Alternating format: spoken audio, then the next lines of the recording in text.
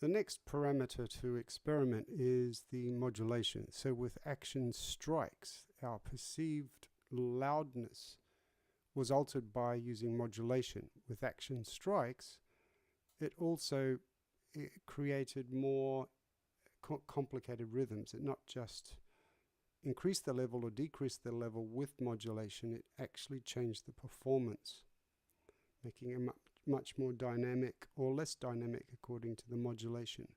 So if we go under the automation area, and rather than selecting note velocity, we choose modulation, or from the controller list, modulation number 1, MIDI controller number 1, either way.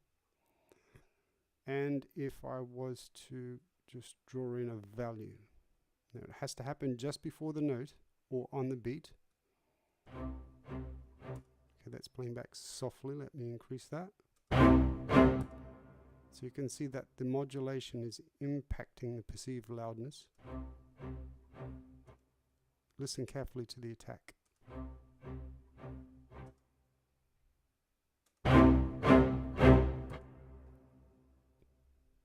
So here I can draw in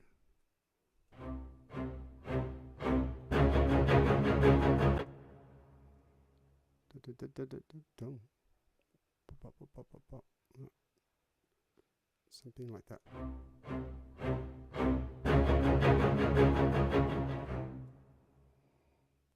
Just keep it then drop it down.